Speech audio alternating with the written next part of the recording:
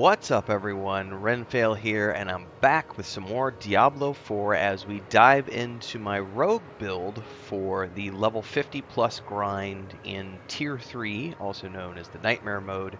I'm going to dive into the current build that I'm using, what I think I'm going to be using for this foreseeable future unless something new pops up. The gear that I'm running so far, which is not extraordinary, it's just some basic stuff. Mostly people want to know about the skills, specializations, so on and so forth. So we're going to be diving into what I'm using today, including a couple of the kind of must-use items that I'm currently wearing that I'm really happy with and I think really made the difference once I got them. I also have a point to spend. I've yet to spend Paragon points. I just got my Paragon points, so I haven't even looked at the Paragon stuff yet. So that's a later thing I'm going to be doing. But in the meantime, I just want to talk about what we've done so far with the skill tree and beyond. So in the previous build, I talked about the earliest stuff, and I worked our way through here. So I've got 5 ranks in Heartseeker, and then I went enhanced and then down into primary. Here I went with barrage, enhanced barrage, and improved barrage. I also went 3 ranks of sturdy, which gives me that close range damage reduction, and siphoning strikes, which heals me for 3% of my maximum life. I also went the rugged, which is 15% damage reduction, and I also went weapon mastery to get the bow and crossbow bonuses. Down here, I went 5 ranks in poison trap, of course, enhanced poison trap, and subverting. I then went poison imbuement, of course, followed by enhanced and mixed. Did I take a passive over here? No. As far as ultimate goes, I went with rain of arrows all the way down and took the aftermath, and then down here I went with exposure. Now, there are some really cool things that happen here because of gear things that I have as well. So those are the basic skills that I've taken so far, but there are some abilities on my items that I think have made really the difference for this character. So let's kind of dive into the gear a little bit. As far as specializations go, by the way, I'm using preparation because it gives me a reduction on my ultimate skill, which I find to be way more valuable than anything else because of the following item that I have. So this dropped the other day. Word of Hakan, Sacred Unique Amulet. Obviously, you get resists, non-physical damage, ultimate skill damage, critical strike damage, and 1 rank of all imbuement skills. But here's the kicker. This is one of the reasons that I've kept this, even though it's not necessarily the best item in terms of stats. I have been upgrading as I go along because I am going to try to hold on to this as long as possible. Your rain of arrows is always imbued with all imbuements at once. That means I've got the shadow, the ice, it's all, if you go into the, your skill tree and you look at your imbuements, gotta find where those are at. Here they are. So there's shadow imbuement, poison imbuement, and cold imbuement. All of those are happening at the same time every single time I trigger rain of arrows. And we're gonna go see it in action here in combat in a few minutes. So stay tuned for that. Then on top of that, I have Mother's Embrace, which I think this is the ring you got off of Lilith, if I'm not mistaken. Core skills hit 5 or more enemies. 25% of the resource cost is refunded. That's totally worth upgrading because for me, energy is a big deal. So getting that is going to be highly, highly happy. However, the other kicker, this is probably my favorite one here, is and I imprinted this because I went and got it from a dungeon. I would have to look up what the dungeon was. We could look at that maybe here. I don't know if it tells us in the list, but caltrops also throw a cluster of exploding stun grenades that deal physical damage and stun enemies. So there's a couple of important things that happen here. One of which is I have, when I set my traps, hit the wrong button there, knocks down enemies when it activates. So I have 2 stuns and knockdowns at this point, which is the enhanced poison trap and then the stun grenades that go off because of this proc that I have. Now, it's in the collections. It's Codex of Power. class only.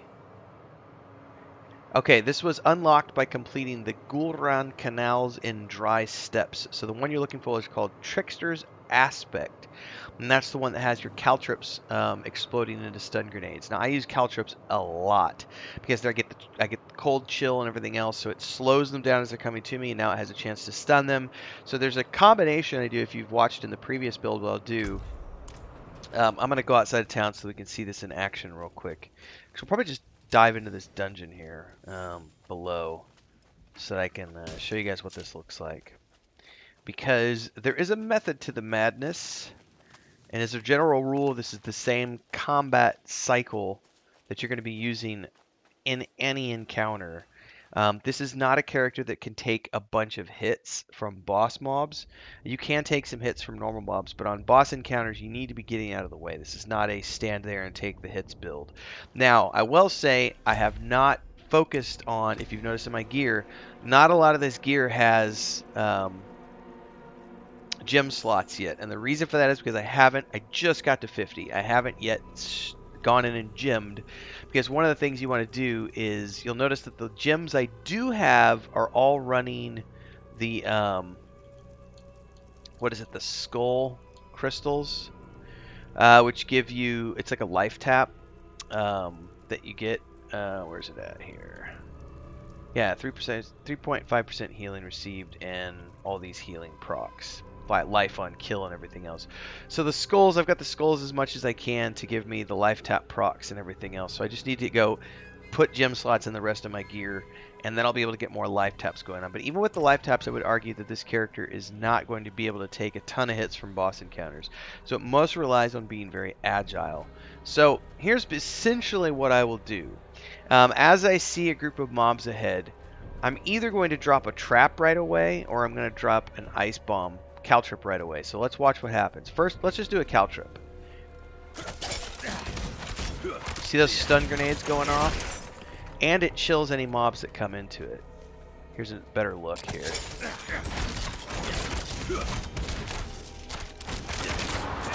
Back out again. The key is to always try to stay ahead of the waves of mobs so that they aren't doing a ton of damage to you. But what about if I get a boss mob in here? Oops, I did not. He did not want to let me get out. Now he ran all the way up on me. Right, I got 2 boss mobs, so this is going to be a dynamic fight. Alright, we're going to drop my rain of arrows. It does all the things now. This is going to be an intense fight. Boss mobs are immune to some things.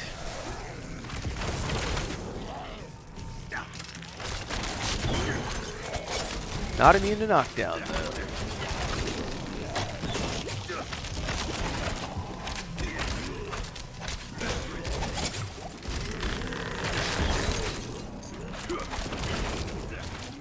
Commercial time, everyone. Huge shout out to the Guild Champions, who are our highest tiered membership here on YouTube. We've got Bubbleonia, Ancient Entity, Crazy's Relative, Remedy. Thanks so much for your support here on the channel. And of course, to all of our members who help keep me full-time here on YouTube.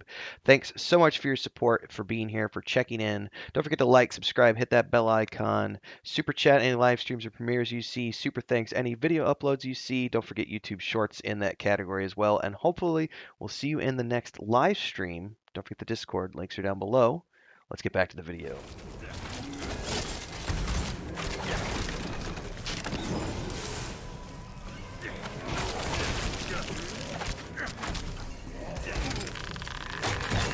It's time to recharge.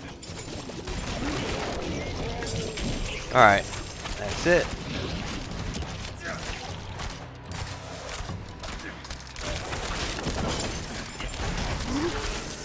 And that is essentially how the combat goes with this character. It's a lot of jumping around, bob and weave, duck in, duck out, and just stay ahead of the mobs as much as you can. Like I said, it's not meant to be a build where you're just going to stand there and take the hits. So you can expect to be moving around a lot, constantly imbuing your weapons, dropping traps, getting people to run into it to knock them down. And then as often as you can, you're going to run in here and you're going to pop this bad boy.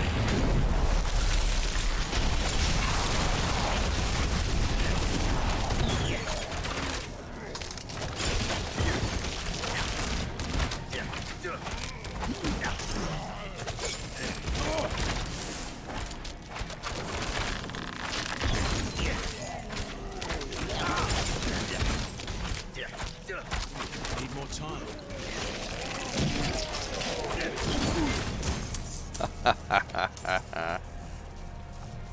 That's pretty satisfactory, everybody. I think you've gotten a good taste of what this build is capable of. It's, we're in tier 3 right now. It's not, this build can definitely be improved upon. One of the things I look forward to doing is slotting gems in all of the pieces of armor that I've got, and really starting to sort out the legendaries that I want, the aspects that I want and stuff. Beyond that, I got to figure out where I want to spend my Paragon points. So that's apparently what I'm going to go do now. So anyway, like, subscribe, hit the bell icon, follow along for more. We're not done yet. We're doing multiplayer. You can join our clan. We're the Raven Syndicate. I'm working on a sorcerer right now that I'm leveling up. And this character is going to be working on tier 3 multiplayer. So hopefully you'll be along for that ride as well. Till next time, everybody, stay safe. Happy gaming. See you next time.